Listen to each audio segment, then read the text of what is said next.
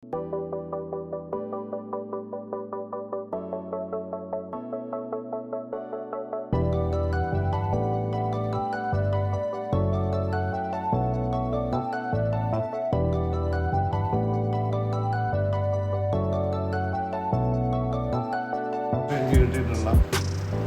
ഒരു സമ്മേളനത്തിൽ നമ്മൾ ചെല്ലത്തില്ലേ, അവിടെ വെച്ച് കിട്ടുന്ന പ്രസൻറ്റേഷനുകളും അവാർഡുകളും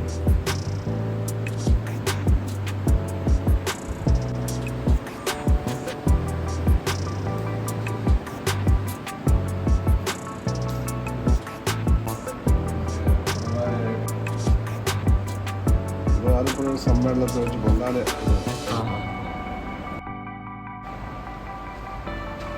അതിന് ഒരുപാട് തലമുടിയൊക്കെ ഉണ്ട്. ഇത് സിനിമാ താരങ്ങളുടെ ആദ്യത്തെ സഹകരണ സംഘം ഉണ്ടായിരുന്നു കൊച്ചിയിലെ ആദ്യത്തെ സഹകരണ സംഘം.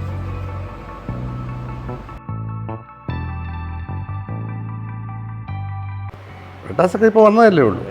രാഷ്ട്രീയ പ്രവർത്തനം നടത്തി വളർന്നു വന്ന ആളല്ലല്ലോ, താഴെയൊന്നും പ്രവർത്തിച്ച് വളർന്നു വന്ന ആളല്ലല്ലോ ബ്രിട്ടാസ്. അദ്ദേഹം ദേശാഭിമാനിയുടെ ബ്യൂറോ ചീഫ് ആയിരുന്നു ഡൽഹിയിൽ.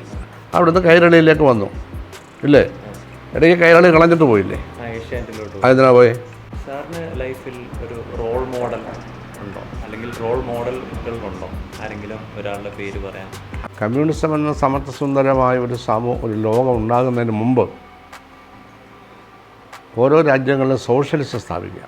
എൻ്റെ ഈ ഒരു 38 വയസ്സിനിടയിൽ ഒരു കമ്മ്യൂണിസ്റ്റ് പാർട്ടിക്കാരൻ എൻ്റെ വീട്ടിലേക്ക് വന്നിട്ടുള്ളത് ഒന്നെങ്കിൽ ഒരു പാർട്ടി പിരിവിനായിരിക്കും, അല്ലെങ്കിൽ ഇലക്ഷൻ്റെ സമയത്തായിരിക്കും. അതൊക്കെയാണല്ലോ. മറ്റേ വിദേശ രാജ്യങ്ങളിൽ പോയാൽ പ്രൊഫഷണലിസമാണ്, വേറൊന്നുമില്ല. അവർക്ക് അവിടെ തൊഴിൽ ഭംഗിയായിട്ട് ചെയ്യാം, അതിന് പ്രൊട്ടക്ഷനുണ്ട്. അവിടെ ആരും അങ്ങോട്ടും ഇങ്ങോട്ടും അതിനെയൊന്നും ആരും ചോദ്യം ചെയ്യാൻ പോലും പറ്റില്ല. അതൊന്നും പറ്റില്ല ഇവിടെ. ഇതാണ് ഞാൻ പറയുക. ഇവിടെ അങ്ങനെയല്ല.